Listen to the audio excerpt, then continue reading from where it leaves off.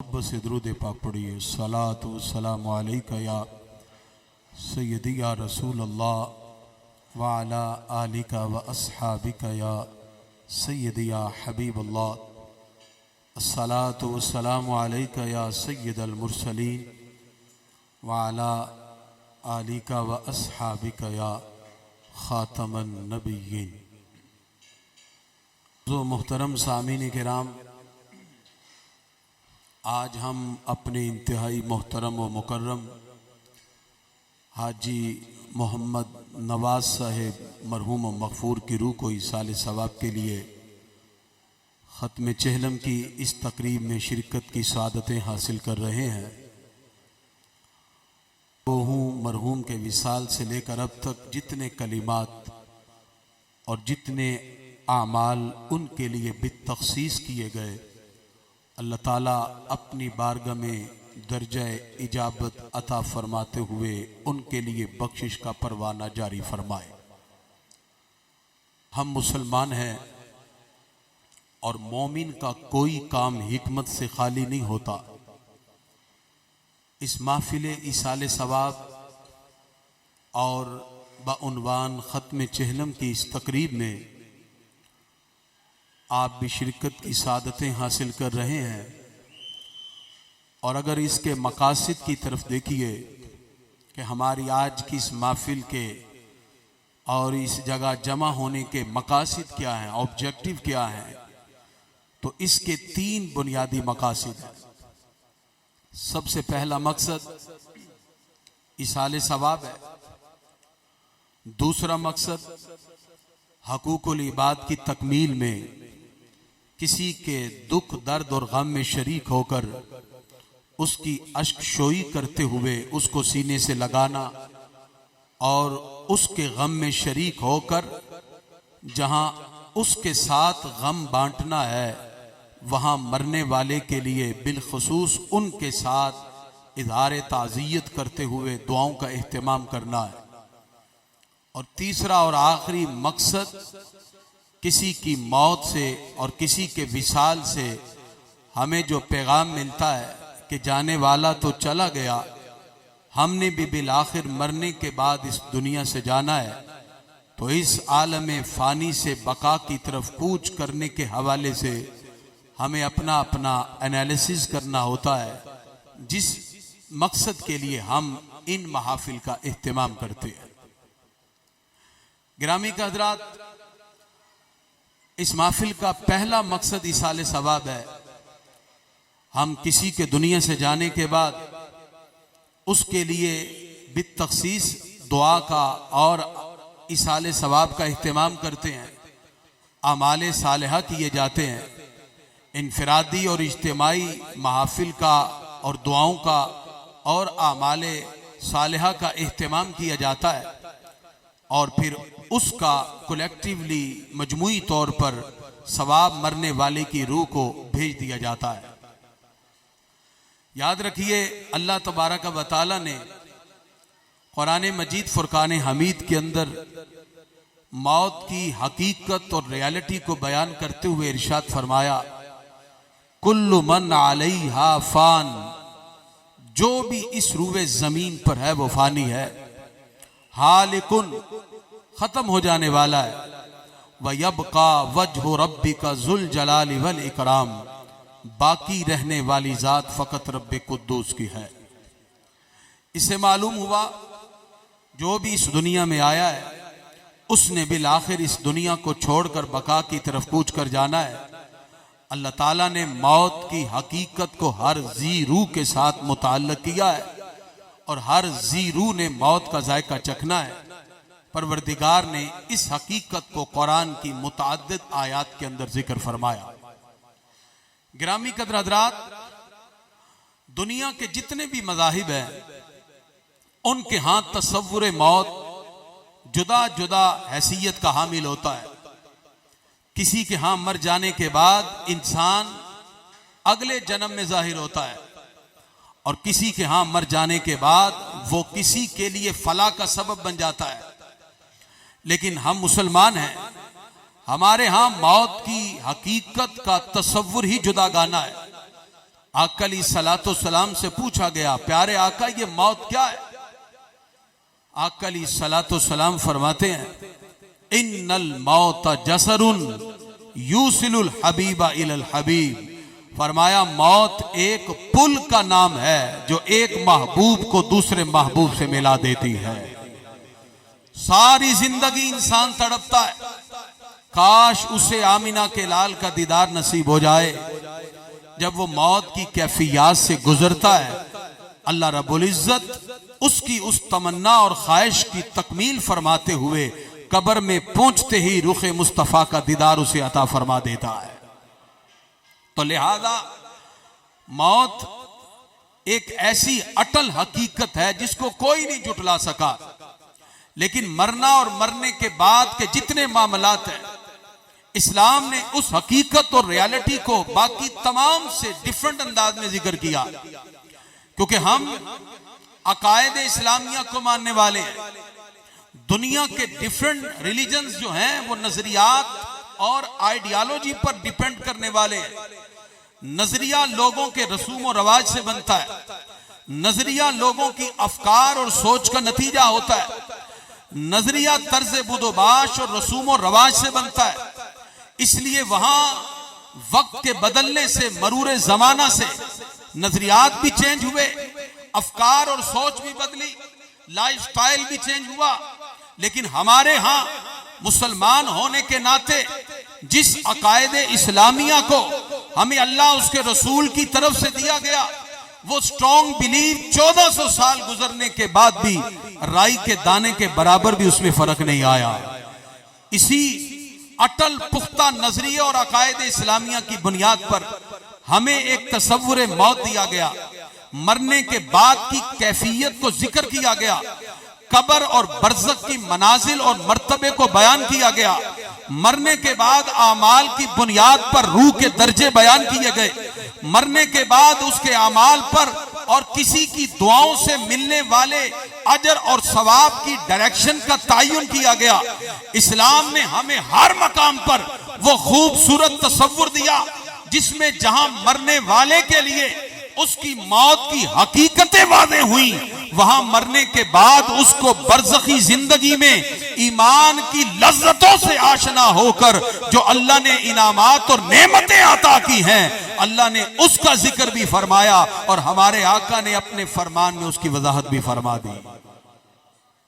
इसलिए गिरामी कदर हज़रात, सबसे पहले ये बात ज़हन नशीन रखें, आज जिस पुरफितन दौर से हम गुजर रहे हैं, आज दलाइल शरिया से हटकर लोग लॉजिकल रेफरेंसेस मांगते हैं।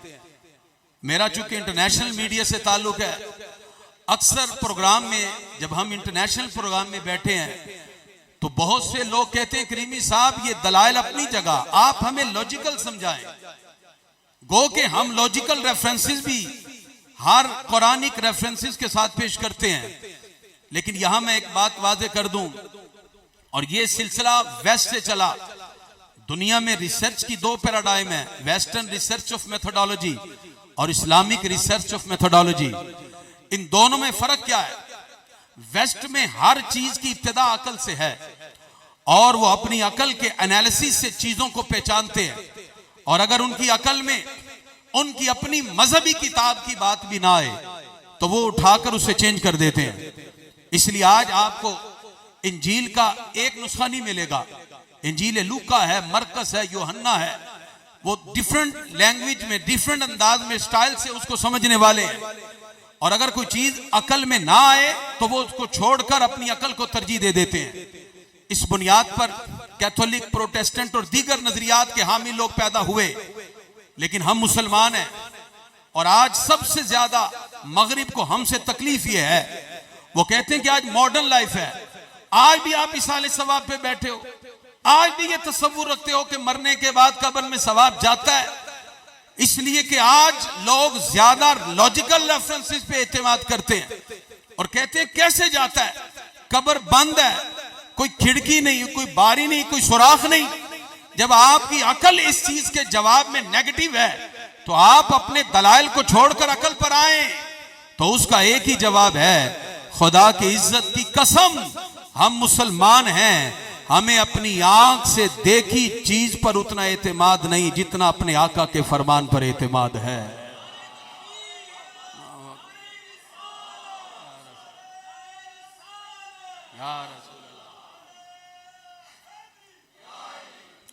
अब गो के मैं इस पर लॉजिकल रेफरेंस के दलाइल के ढेर लगा सकता हूं, लेकिन एक जुमला गौर से सुनिएगा।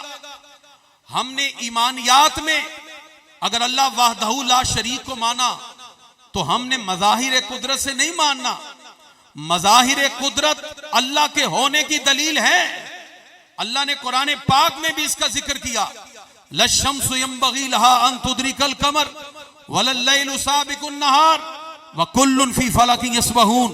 फरमाया गर्दिशे लैलो नहार तुम्हें वजूद बारी ताला की दलील देती है, उसके एग्जिस्टेंस होने का बताती है। लेकिन याद रखिए, ये systematical arrangement of the universe और ये सारे का सारा कायनात का बनाना और specific pattern of the universe, movement of the moon and star and दीगर चीजें जितनी भी अल्लाह ताला ने बनाई, वो कायनात का ये सारा निजाम अल्लाह के होने की दलील तो है। लेकिन रब्बे काबा की कसम, हम रब की तौहीद भी मानते हैं तो ज़बाने रिसालत माप से मानते हैं। और ये जो जुमला मैं कहने लगा हूं, दिल थाम के सुनिएगा। जिसने रब को जमीनों आसमान, गर्दिश लैलो नहार, क्रिएशन से क्रिएटर को पहचाना, systematical arrangement of the universe से रब को जाना, जिसने specific pattern of the universe से अल्लाह की मारिफत हासिल की, उसने सिर्फ तौहीद तो पाई है, उसने अल्लाह रब्बुल इज्जत के हवाले से जाना तो है। उसको ईमान की मारिफत न मिलेगी जब तक कि वो इस कायनात की सारी हकीकत को महबूब खुदा के बताने से तस्लीम नहीं कर लेता। ये जुमला मैंने थोड़ा सा मुश्किल आपके सामने रखा, चूंकि ये मंतिक की बात है, इल्म मानी और बदी की बात है। मैं इसको आसान करके समझाता हूं। अल्लाह रब्बुल इज्जत की कुदरत कायनात की हर चीज में पोशीदा है और कोई भी शय अल्लाह के हुक्म के बगैर नहीं होती। कोई भी शय, कायनात का पूरा अल्लाह ने एक सिस्टम बनाया, एक स्पेसिफिक पैटर्न बनाया इस कायनात का। लेकिन याद रखिए, छुरी काट नहीं सकती, आग जला नहीं सकती, पानी प्यास बुझा नहीं सकता, सूरज अपनी किरणें जमीन तक पहुंचा नहीं सकता। ये सारी चीजें असबाब हैं। इनके पीछे कुदरत किसकी है? अल्लाह ताला की। बोलिए सारे, किसकी है? अल्लाह ताला की। अगर छुरी काटने वाली होती तो जनाब इस्माईल अलैहिस्सलाम का गला काट के दिखाती। अगर आग जलाने वाली होती तो जनाब इब्राहिम खलीलुल्लाह अलैहिस्सलाम को जला के दिखाती। अगर सूरज अपनी किरणें खुद जमीन तक पहुंचाने वाला होता, 15वां पारा, तो असहाबे कहफ के अल्लाह के वलियों के उस गिर्द गार में सूरज की किरणें पहुंचा के दिखाता। तो पता चला सूरज भी किरणें जमीन तक पहुंचाए तो हुक्म किसका? खुदा का। छुरी भी काटे तो हुक्म किसका? खुदा का। आग भी जलाए तो हुक्म किसका? खुदा का। ये सारी चीजें असबाब हैं, इसके पीछे हकीकत अल्लाह की कुदरत पोशीदा है।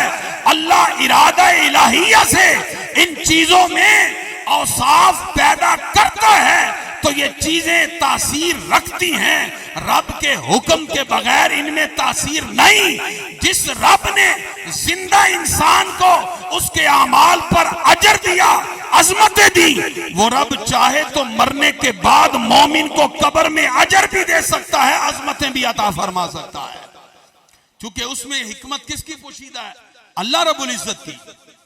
इसीलिए गिरामी हज़रात, नबी करीम सल्लल्लाहु ताला अलैहि वसल्लम खुद अपने चचा हजरत अमीर हमजा रदी अल्लाह ताला अन्हों की शहादत पर जनाजे पे 70 मरतबा मगफिरत की दुआ फरमाते हैं।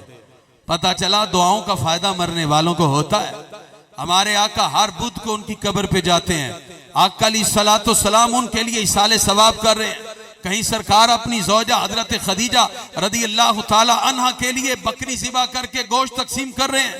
कहीं हजरत साद बिन उबादा रदी अल्लाह ताला अन्हु के पूछने पर सरकार हुक्म देते हैं कि इसाले सवाब करो, और वो सरकार के हुक्म पर कभी बाग सदका करते हैं, कभी पानी सदका कर रहे हैं। पता चला ये सारे के सारे जो आका अलैहिस्सलातु सलाम की हीने हयात में सहाबा किराम ने आमाल अपनाए हैं, ये जिंदा अफराद के आमाल थे जो मरने वालों के लिए किए गए। पता चला सिर्फ यही अमाल नहीं, हमारी दुआएं, हमारे अमाल, हमारा जो कुछ भी सदका और खैरात होता है, इसका सवाब अल्लाह मरने वालों को देता है। हमारी दुआओं से फायदा होता है, इसीलिए रब ने हुक्म दिया है। हर बंदा नमाज में कहता है रब्बना ग़फ़िरली वली वालिदैया, या अल्लाह मेरे माँ बाप को बख्श दे। रब ने दुआएं इसलिए मंगवाई हैं, हम दुआ करते हैं, अल्लाह हमारी दुआओं से मरने वालों को कब्र में फायदा अता फरमा देता है। लिहाजा जहां तक तो लॉजिकल रेफरेंसेस की बात है, अकली दलाइल की बात है, वो एक मकाम पर, और जहां तक आका अलैहिस्सलातु सलाम का अपना अमल मुबारक और कुरान मजीद में परवरदिगार ने मुतअद्दिद मकाम पर इस हकीकत और रियलिटी को जिक्र फरमाया। और मैं यहां आपकी तवज्जो चाहूंगा, अल्लाह ताला कुरान मजीद में इरशाद फरमाता है इन्नका ला तुस्मिउल मौता, बेशक आप मुर्दों को नहीं सुना सकते। किन को नहीं सुना सकते? मुर्दों को। किन को जी? सारे बोले मुर्दों को। अब यहां एक सवाल पैदा हुआ, बाद में यहां खलते मबहस में पढ़ के इसका माना यह समझा शायद कब्र के मुर्दे इससे मुराद है। हालांकि इससे मुराद कब्र के मुर्दे नहीं। ये कौन है? ये वो कुफार थे जो आका अलैहिस्सलातु सलाम उनको तबलीग करते हैं, दीन की बातें उन तक पहुंचाते हैं, वो मानने की बजाय इनकार कर रहे हैं, इस्तेहज़ा कर रहे हैं, आका अलैहिस्सलातु सलाम की बात को मानने के लिए तैयार नहीं। तो नबी करीम सल्लल्लाहु अलैहि वसल्लम कबीदा खातिर हुए। अल्लाह फरमाता है महबूब आप ना घबराइए, ये रूह वाले मुर्दा हैं, इन्नका ला तुस्मिउल मौता, आप इन मुर्दों को नहीं सुना सकते। तो कुरान की साय से पता चला कुछ मुर्दे रूह वाले होते हैं। रूह वाले मुर्दा कौन? जिनके दिल में ईमान नहीं। या अल्लाह ये कैसे मुर्दे हैं? अबू जहल है, उतबा है, शैबा है, ये देखते हैं, बोलते हैं, खाते हैं, पीते हैं। अल्लाह फरमाता सुम्मुम बुकमुन उम्युन फहुम ला यरजिऊन, फरमाया ये गूंगे भी हैं, बहरे भी हैं, अंधे भी हैं, फहुम ला यरजिऊन, लौटने वाले नहीं।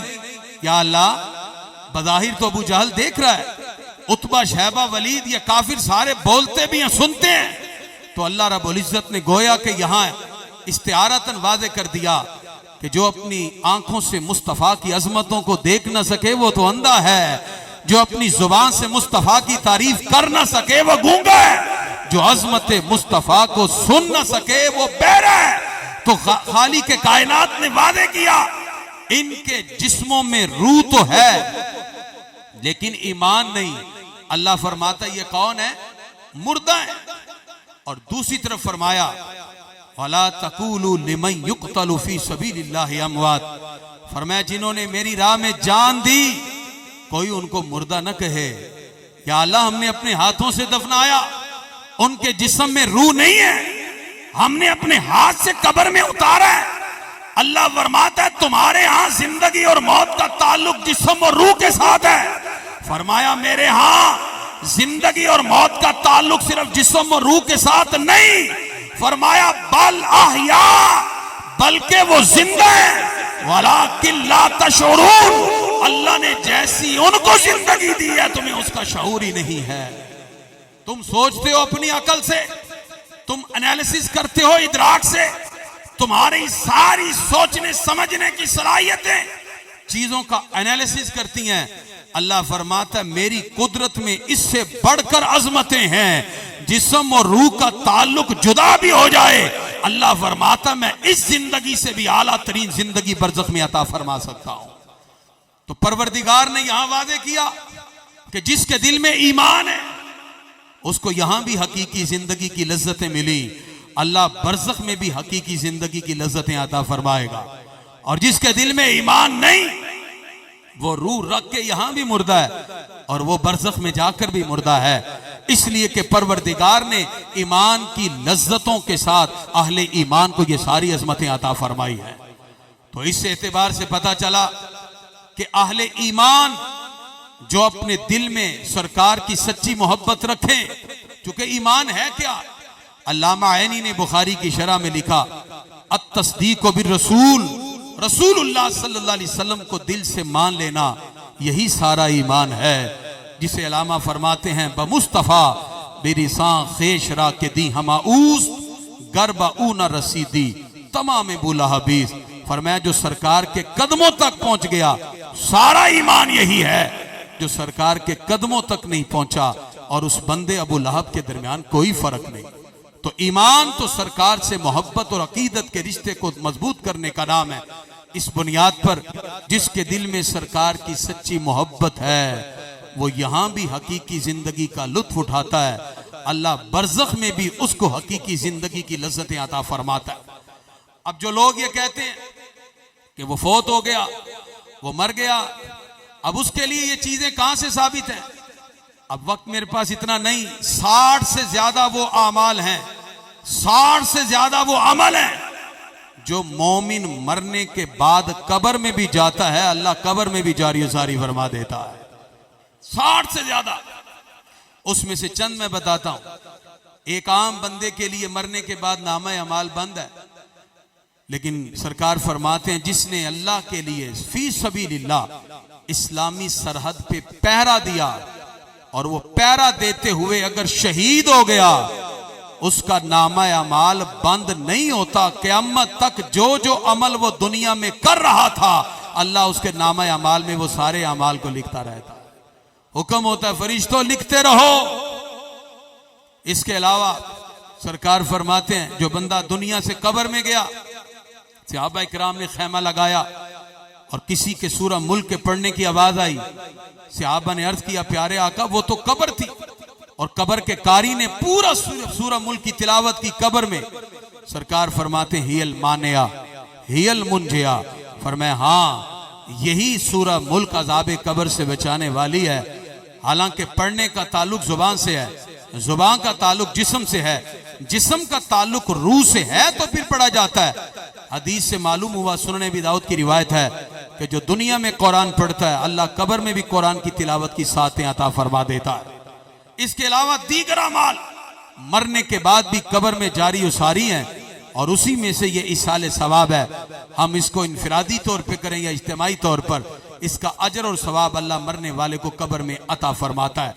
गिरामी कदरात, तो एक मकसद था इस महफिल का इसाले सवाब, जिसकी सिर्फ मैंने तमहीदी गुफ्तगू आपके सामने रखी है, जिससे यह बात क्लियर हुई कि अहले ईमान हो।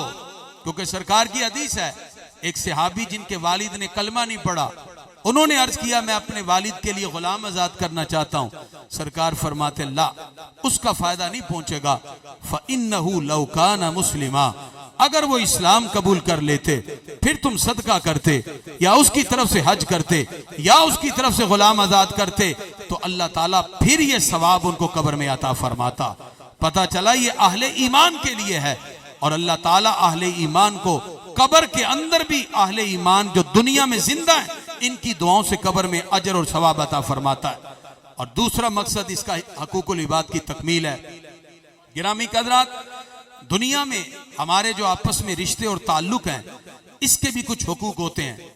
कुछ तो ब्लड रिलेशन है और कुछ इसके अलावा है जो तो हमारे खूनी रिश्ते हैं, उनके साथ हमारे हकूक मुतल्लक होते हैं।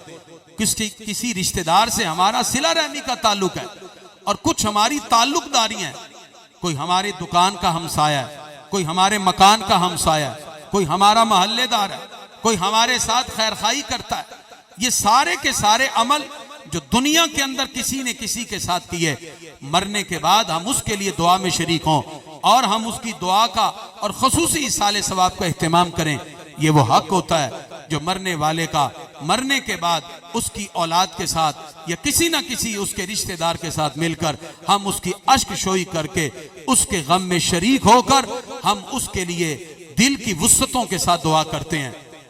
हाफिज उमर नवाज चूंकि मेरे स्टूडेंट भी हैं और अक्सर इनके वालिद गिरामी जब ये पढ़ा करते थे मेरे पास आना, बड़े नाइस इंसान, और इसके अलावा अक्सर दीनी मामलात और तबलीगी इज्तिमात के हवाले से उनसे मुलाकात रही। हमने हमेशा उनको मुस्कुराता हुआ पाया, दीन के लिए दर्द रख के सरकार की मोहब्बत के हवाले से और मखलूक खुदा के साथ खैर खाही के बहुत से वाक़यात अभी आप सुन रहे थे, इस हवाले से उनका बड़ा अच्छा किरदार रहा। तो अहमद नवाज, उमर नवाज, इनके अब कंधों पे जिम्मेदारी भी है। और आप चूंकि ख़ानदान के अफराद हैं, अभी ये यंग हैं, नौजवान हैं, ज़िंदगी के तजर्बात से इस हवाले से अभी ये इतने ज़्यादा प्रैक्टिकली लाइफ के अंदर ये मामलात करने के हवाले से अभी उस अंदाज में ये मामलात नहीं कर सकते। ये ख़ानदान का हक होता है कि ऐसे नौजवानों को सीने से लगाया जाए, उनकी अशकोई की जाए, उनके ज़िंदगी के मामलात में उनके साथ खड़े हों, उनका हौसला बढ़ाया जाए। और इसका अजर और फ़ायदा और सवाब क्या है कि सरकार दो आलम अलैहिस्सलाम फरमाते हैं, हदीस कुदसी है, अल्लाह फरमाता है जो किसी बंदे की हाजत को पूरा करने में लग जाता है, कानल्लाहु फी हाजतिही, अल्लाह उस बंदे की हाजत को पूरा करने में लग जाता है।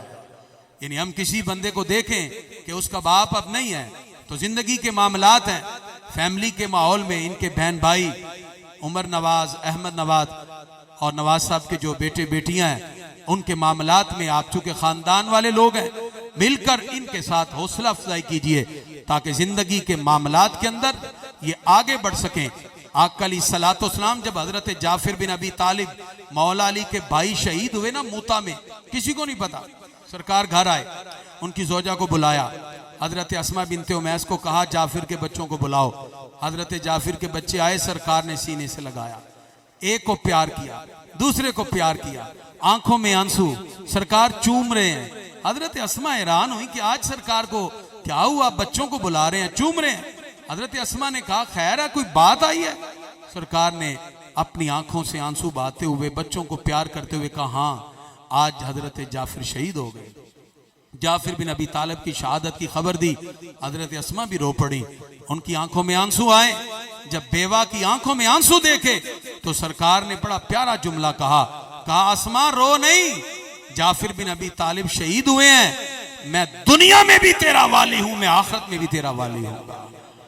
और जब इद्दत पूरी हुई तो मौला अली की भाभी हजरत जाफिर बिन अबी तालिब का दूसरा निकाह हजरत अबू बकर सिद्दीक से सरकार ने करवाया। तो ये आका अलैहिस्सलाम ने एक पैगाम भी दिया, लोगों के लिए भी बताया कि जिनके प्यारे दुनिया से चले जाते हैं तो उन बच्चों के साथ मोहब्बत का एक ताल्लुक रखना चाहिए, उनके सर पे दस्ते शफकत रखना चाहिए। और ये दूसरा मकसद होता है इन महफिल का, ये नहीं कि हम आए और खाए पी और जाते, बल्कि हम इनके साथ बाद में भी ताल्लुक रखें और इनके फैमिली के मामलात के अंदर भी देखें ताकि इनका हौसला भी बढ़े और ये इस काबिल हो जाएं कि जिंदगी के प्रैक्टिकल मामलात के अंदर अच्छे अंदाज में आगे बढ़ सकें। और तीसरा और आखिरी जो मकसद है वो है हम सबको अपनी मौत भी याद रखनी है। जाने वाले तो चले गए, अब हमने भी एनालिसिस करना है कि हमारी जिंदगी की कितनी सांसें बाकी रह गई। आज हम अच्छे अंदाज में अगर किसी का जिक्र कर रहे हैं तो उसके पीछे उनका हुस्न अखलाक है, उसके पीछे उनका उम्दा रवैया है, उसके पीछे उनका वो मुआशरे के अंदर मेल जोल है, इसके पीछे उनका रहन सहन है, इसके पीछे उनका लोगों के साथ निभाए हुए ताल्लुकात हैं, जिसकी वजह से लोग मरने के बाद फिर भूलते नहीं, फिर कहीं दुआओं में याद किया जाता है, फिर कहीं अमल से याद किया जाता है। तो हम अपना एनालिसिस करें, क्या कोई हमसे नाराज तो नहीं, क्या किसी हमारे अमल से कोई हमसे दूर तो नहीं हुआ? अगर ऐसा अमल है तो फिर हमें चाहिए हम आगे बढ़कर गलत फहमियों को दूर करें, लोगों के माबैन ताल्लुक को इस्तवार करें, जिंदगी की हकीकत को पहचानें। जाने वाले जब जाते हैं तो पैगाम देते हैं कि हम जा रहे हैं और तुमने भी वहीं आना है, और ये दुनिया को एक फानी दुनिया समझना, बिल आखिर तुम सब ने लौट कर रब की बारगाह में ही आना है। हम दुआ करते हैं रब्बे कुद्दूस की बारगाह में, परवरदिगार आज की इस महफिल के जो 3 बुनियादी मकासद हमने जिक्र किए, हमें बढ़ चढ़ कर अपने प्यारों के लिए इसाले सवाब का एहतमाम करने की अल्लाह तौफीक दे।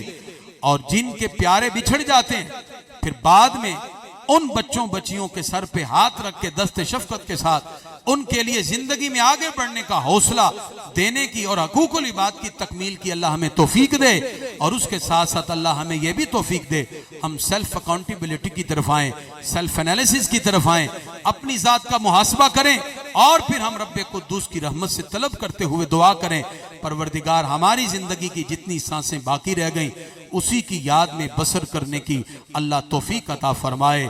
सारी बात का खुलासा यही है, मेरे हाथ में था जब तक मेरे मुस्तफ़ा का दामन, मेरे पाँव चूमती थी यही गर्दिशे ज़माना। हमारे लिए ये जरूरी है कि जब तक हम अपने आका की सीरत से अपने घरों को रोशन नहीं करेंगे, हम सिर्फ दावे करेंगे।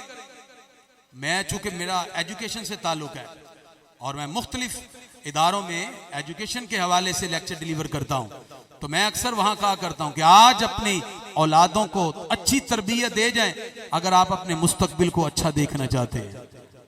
अगर ये नहीं है तो फिर जो हमने बोया है वही काटेंगे। तो ये हम सब के लिए पैगाम है आखिर में कि हमें अपनी अपनी बच्चों की तरबियत करनी है, क्योंकि इस वक्त मुआशरा जिस तरह बुराई की तरफ तेजी से बढ़ रहा है, आने वाला वक्त हमें बड़े खौफनाक नताइज दिखा रहा है। तो इसके लिए इन महफिल का ये भी मकसद है कि हम कोशिश करें अपने अपने घर के अंदर माहौल ऐसा बनाएं, अपने बच्चियों पे नजर रखें, और आने वाले जो इस वक्त के बहुत से बुराई के खौफनाक मामलात हैं उनसे बचने के लिए हम खुद अपने घरों में तरबियत का एहतमाम करें। तो मेरे हाथ में था जब तक मेरे मुस्तफ़ा का दामन, मेरे पाँव चूमती थी यही गर्दिशे ज़माना। ऐ आंख अश्कबार जरा देख तो सही, ये जो घर जल रहा है कहीं तेरा घर ना हो। अल्लाह मुझे और आप सबको अमल की तौफीक अता फरमाए। वमा अलैया इल्लल बलागुल मुबीन।